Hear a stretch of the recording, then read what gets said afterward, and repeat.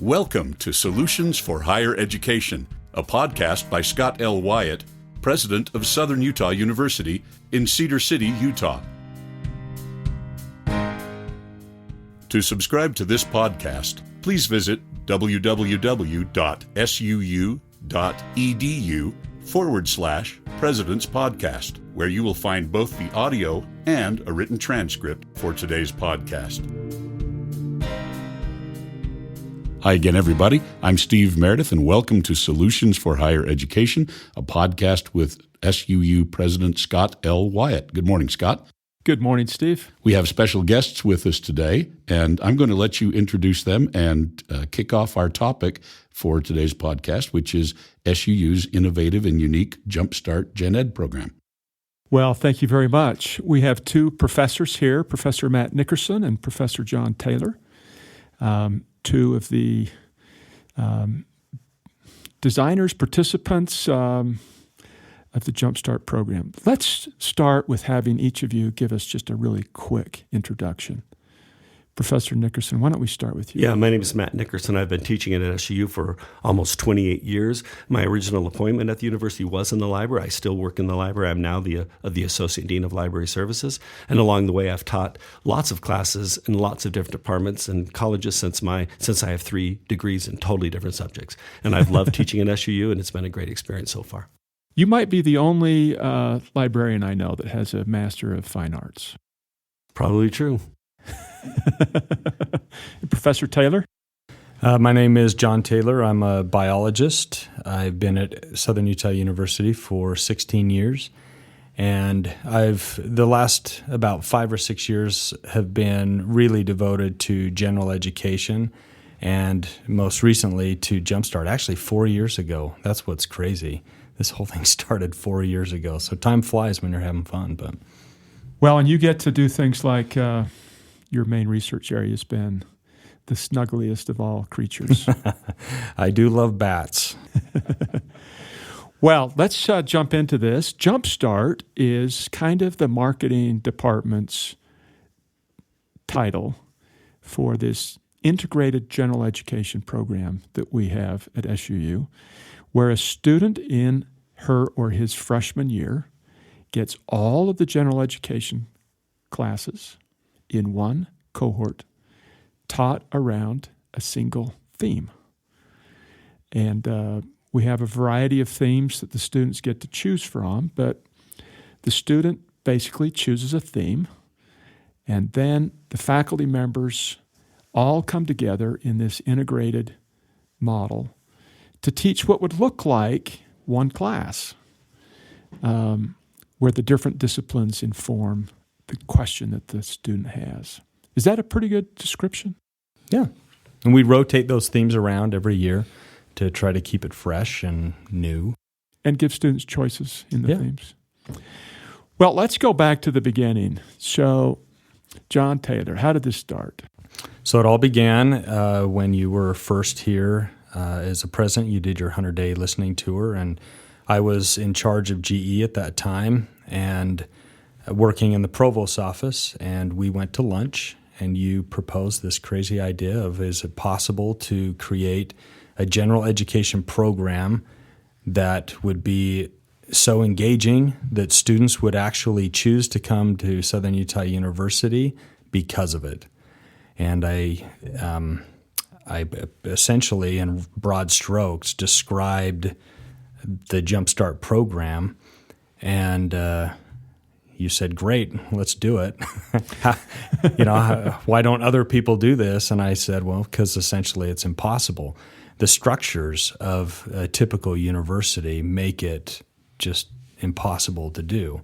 And then you said one of the coolest things ever. You said, "Well, that's my job as the president, is to make things happen like this." So we agreed to do it, and we started breaking molds and breaking down silos, and there's been a lot of hurdles that we've had to come over. I can definitely see why universities don't do this, but we're getting to the point that the payoff is definitely worth the amount of effort that has gone into it.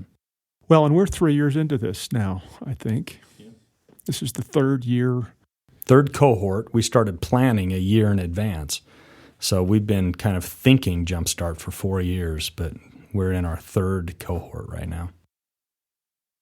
Professor Nickerson, tell us your experience teaching in this program.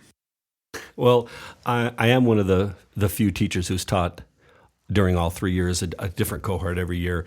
And like I said, I have been in the university. I've been in higher education a long time. In a previous incarnation, I was the director of the honors program at Southern Utah University, which was a fabulous opportunity and a great job. And I thought it was the best job you could have in higher education until I taught the first cohort of Jumpstart. And I realized, no, Jumpstart is the coolest thing as a faculty member that I've ever been able to participate in. And part of that is just getting to work with so many other faculty. As the president described earlier, when you join the cohort, you're joining a team of six or seven other faculty members, each with their own disciplinary expertise. And you all dive into this one cohort class where you meet 3 hours a day for a whole year, each of you bringing your disciplinary expert to the class and to the students, and then integrating them and interweaving them throughout the whole year. So it's being with the students and seeing the special lights that come on when their first experience in these general education disciplines begin to cross over in their minds, and the light bulbs go off when they see how disciplines and how ideas and how questions and how the world interacts with each other instead of the siloed ways they've learned in the past. So it's being with the students, but it's also being with my fellow faculty members. We take the opportunity whenever we can to be in class when our fellows are teaching and when they're presenting. Sometimes they're doing it as teams, sometimes they're doing it solo, but we get to sit in the back and experience their teaching as well. I've learned more about geology, more about American history, more about photography than I ever knew just by sitting in my Jumpstart cohort listening to my colleagues teach. It's awesome. And sometimes I've heard students say that one of their favorite pieces of this is when the faculty start going after each other. Yeah, it is. One of the things they always want to remember is when Jason Kaiser, our geology teacher in this year's cohort, was talking about how the Navajo sandstone was deposited in Zion National Park and it came from the eastern United States. And I raised my hand in the back and said, "I don't believe that." And then and it caused him to have to go on and explain. It's pretty fun. It really gets the students excited to see this. So, John, why don't you give us an example of how all these disciplines integrate together? One good example is where we're going in Stage and Screen, the afternoon section this upcoming week. So the students have been learning about the atomic bomb, the physics behind that as part of their Physics 1010 course. They've also been learning about ethical reasoning as part of the philosophy course. And I'll be starting today on the biology side, so the effects of radiation on biological organisms. And then we're going to bring all that together next week through a series of debates over 3 days where we've come up with just really good, tough questions that the students are going to have to mix together, the ethics, the physics, and the biology, and debate both the pros and the cons. And we've picked questions that are really difficult. And then all of that is wrapped in this debate format, which is part of the communications piece. So we've actually got 4 classes that are playing into this, but actually even English has helped because they just got done doing rhetorical analyses of different works. And so they're going to be using those skills to help with this. So it's kind of those 5 classes even coming together in a way that you never would see this in a normal general education program. It's impossible to do. Matt, you were doing something with Plato's cave allegory. Why don't you describe that?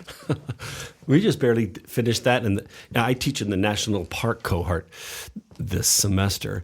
And in trying to bring as many learning outcomes into the course as possible and let them begin to see how they can implement other skills they're learning in the other disciplines into what I'm teaching, which is basically Western culture, the history of Western culture, we got to a very dicey part, which is understanding the beginnings of Western thought. And all of Western thought basically boils down to Plato, and Plato's thought can be boiled down to his great allegory of the cave as a place to begin to understand form and substance.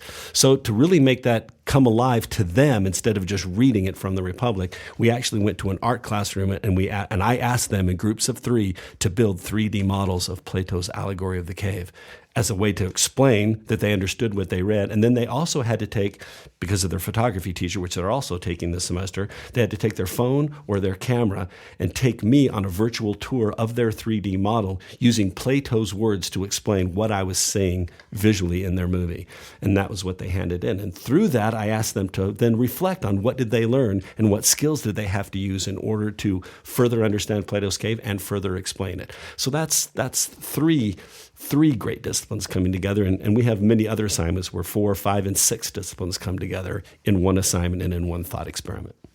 What happens with content and learning outcomes? How does this fit into all of this? Well, that's part of the fun. When we first started, I can remember there was a moment, because when we kind of embarked on this thing, it was, boy, I sure hope this works. In my mind, I knew it was going to work, but I was thinking, well, we'll probably crash and burn a little bit. And there was a moment I was sitting in the back of the classroom watching some other faculty members teach. I think it was English, Jessica Devorty, and maybe Andy Marvick. And I was in the back of the room with Grant Corser, our psychologist, and we watched a really cool thing happen in class, and Grant leaned over to me and he said, "This is actually going to work." But it requires rethinking what you're doing in the classroom as a professor. You can't just replicate what you're doing in your normal biology class and just port it over into Jumpstart. You've got to be able to come up with new ways for students to show you what they're learning. And so it gives you that kind of flexibility, if you will, but also the energy to go through that rethinking process and ask yourself, what's the deliverable? What are the students going to do for me that can show me that they're getting this? And because of the integrative nature, you can do some really cool things to reach those outcomes that you can't do in a normal class. And so I just love the format. I think we can get at those learning outcomes in ways that you typically don't see. And I think a lot of the teachers, as an organizer this year of my cohort with Dr. Kaiser, we keep emphasizing to our faculty who are teaching in the cohort the importance of bringing learning outcomes to whatever they're doing. They're equal partners in what is the discipline you're teaching and what are the learning outcomes you're trying to get students to reach. And maybe listeners don't even understand what we mean by learning outcomes, but it's those skills that go beyond the discipline that employers, that PTAs, that just being a citizen out there require that citizens of the United States have the ability to do in order to be full participants in the democracy. It's things like critical thinking, communication, oral and written communication, quantitative reasoning, group work, teamwork. And so whenever we're creating assignments, we're not only seeing how can we teach our discipline, how can we integrate it with the other disciplines in our cohort, but how can we bring students' abilities and all of these 15 learning outcomes up a notch to the next level? How can their communication be better, their quantitative reasoning, critical thinking, creativity? And you bring all those together in an assignment. It's a powerful experience for students, and it's a ton of fun for faculty. Well, and a lot of students graduate, get a job, and they're expected to work in teams. They're expected to draw from all these different, what we would describe as disciplines, but from all these different areas of the world, and they've not had much experience in it, the normal student. And we do know that in talking with students who have now been out of the Jumpstart program, they're all juniors this year, that seeing things in an integrated nature is something that sticks with them.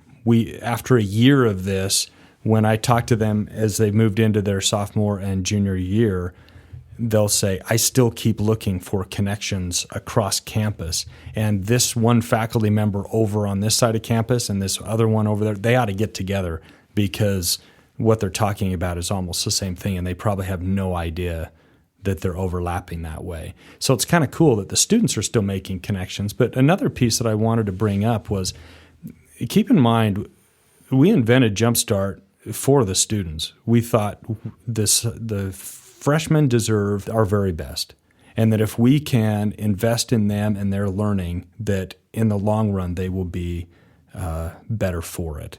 But it's almost as much of an investment in faculty as it is in students.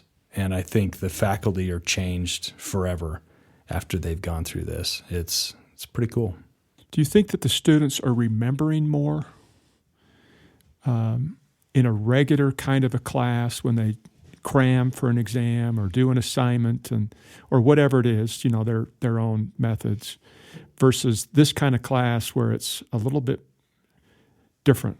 Well, my experience is no kind of student usually remembers the minutia that you try to teach them, the details around the core of what your class is about. They may cram that for an exam and be able to spit it out in multiple choice, but even the next week, the next semester, they're not going to remember that. But the core of what we do, when your core overlaps with the other disciplines within your cohort, that core becomes stronger and stronger and stronger. So as they move forward in their education, I do believe they understand more and they can relate it more to the world around them and to whatever they continue to study as they go. I think the core of the disciplines really benefit from the overlapping because they understand how it fits and the importance of it when they hear how it touches all the other disciplines. And current events is another thing we bring in a lot as well. It's powerful. Yeah, I would add to that, and this is a touchy area because we're all above average drivers. Right? So we're all above average professors, and we all like to think that the students remember every single thing from our classes because whatever comes out of my mouth is gold. But the reality is they're going to remember maybe 10 to 15% of a class, studies are showing, and the longer it goes, 5, 6, 10 years out. I've had students that I taught 15 years ago, and they're like, "You were my favorite professor." And I'll ask them, "Well, what do you remember from class?" You jumped up on the desk one day, and I'm thinking, that's it. That's it's really, but it's that kind of feeling that you can foster in a classroom that makes a big difference. And so that's one thing I try to tell the faculty is we're in this for the experiences. They're not going to remember the minutia.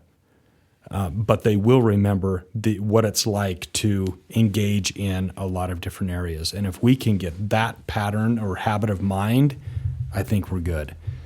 So, Steve, you once told a story about sound and physics. Yeah. Actually, a gen ed course changed the trajectory of my life and career. I was a senior, and because I was a music major, like all music majors, I still had not completed all my gen ed by my senior year because we have this funny checkerboard way of wedging gen ed into our class schedule. And I was at the University of Utah, and some friends of mine said, "You should go take this class called," and this will date me somewhat, "The Physics of Hi-Fi." And I said, they said it counts as a science gen ed. So I went over and there was this crazy professor who made me think about music as a science for the very first time. And within 2 or 3 weeks, I had bought a multi-track tape deck, and probably that one gen ed course that I took in 1982 has had more effect on what my current assignment is here at SUU than all of the very, very traditional music education that I then had at the master's and doctoral level later on, because it helped me see music in a different way than I ever had. And because of that, I'm now the head of music technology here at Southern Utah University. So there's almost no telling what the impact of the right gen ed course at the right time, taught by the right person, can do to someone's life. It not only can create a thirst for lifelong learning, it may completely rearrange what you thought you were going to do. That's awesome. Can I play off that just a little bit? Mm-hmm. So in the Stage and Screen, we actually did a whole unit on sound. So we had the physics professor talking all about this. And then with Lynn Vartan, we went over, who is a percussion professor. Right. And we had different instruments. Adam Lambert, who's also he's a music professor. We had a student playing a trumpet, but then we had all the xylophones and percussion. Yeah. And we were able to look at what the key of A looks like on all these different instruments and project it for the students so they could see the wavelength, but also the other little voices that are in there. And it was just awesome. Yeah. Way cool. But you've got to have your music people and a physics professor, there to be able to show that. And then we ended up taking the students up to Abravanel Hall, and we watched Raiders of the Lost Ark, the movie, while the symphony played the score. And then the next morning we went back for a tour, and they showed us all the physics behind Abravanel Hall, how it was built and designed, and it was awesome. My cohort's pretty cool also. I don't want him to get all the press, but mine will be really short. Just another example of physics and the arts, but we did it with the waves of light. Our photography professor, while we were visiting and camping at Bryce Canyon National Park, put us into a cabin and then blacked all the windows, and she turned the entire cabin into a pinhole camera. And we actually made a tiny hole in the blackout in the door, projected on a giant sheet that we had hung on the wall, and we were inside the camera when we projected the image. It was pretty awesome. That is pretty awesome.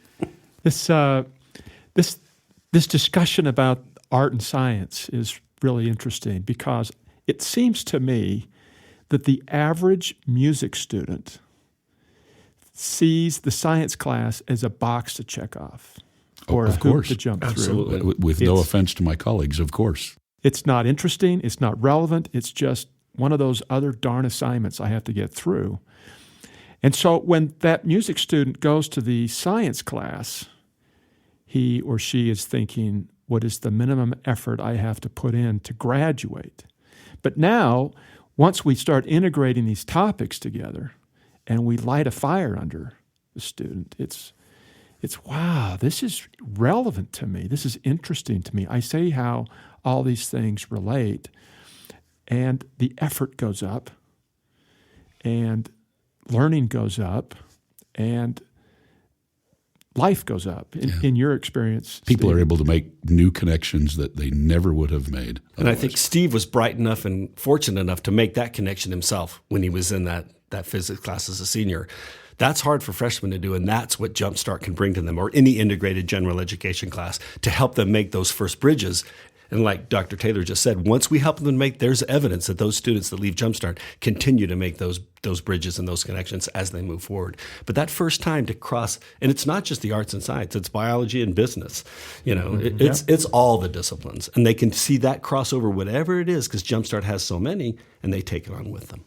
And then if you can do that in their freshman year, how does that inform the sophomore, junior, and senior year? How does that change their entire experience? They've got all their writing requirements done, so they're a better writer. Yeah. Absolutely. They've got their general ed and math better researcher as well. Better researcher. They've got their math done, so they've got those things. And then sometimes you see how basic math or basic research may help you as you go through your major. But to me, more fascinating, more important is, how does basic philosophy affect you as you go to your major?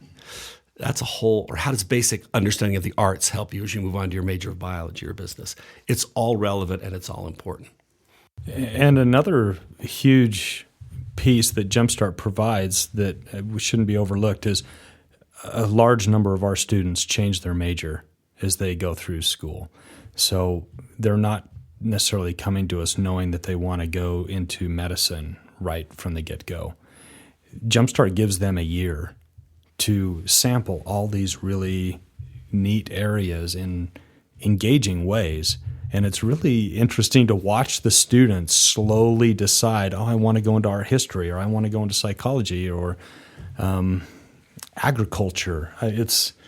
It's fascinating to see. And so that's one of the things that I have picked up from the year 2, year 3 students is, what did this do for you? And a lot of them said, it helped me see where I wanted to be, which is kind of nice. Instead of us saying, you got to decide before you even get here, otherwise we can't get you out the door in 4 years. That's not what's important to them. It was that experience to just kind of see what's out there. This is one of the defining features of an American higher education, which is this general education experience, or the liberal arts, however we describe this broad liberal education. And it's great to see at Southern Utah University so much effort and so much of an investment being put into this bedrock piece, where so many universities are kind of neglecting it as let's just get through this, or let's put the adjuncts in front of the. It's a moneymaker for most universities. They're taking the money off of large section GE courses and they're using it in the higher level courses. We're doing just the opposite. We're investing in the start. Investing in at the start, and our retention numbers are very, very high. And also, one of the interesting things that I'm seeing is, as far as retention numbers, so students who finish their freshman year and then come back in their sophomore year, one of the things that hurt our retention numbers, but in a great way, is we've got a number of students who decided, I'm going to go to China, or I'm going to go to, and they're doing the international language program, and they're just exploring the world. And so as I'm in communication with these students, I'm like, you're hurting my my retention numbers, you jerks. But you know what? You're out there exploring. And you're doing what we want you to do. Exactly. And when they come back to China, they'll be far, far better students and be contributing to SUU in a way that they could never have done before. You've been listening to Solutions for Higher Education, a podcast featuring Scott L. Wyatt, the president of Southern Utah University. And today we've had in-studio guests, John Taylor and Matt Nickerson from SUU's Jumpstart program. Thank you for joining us, gentlemen. We'll be back again soon. Bye-bye.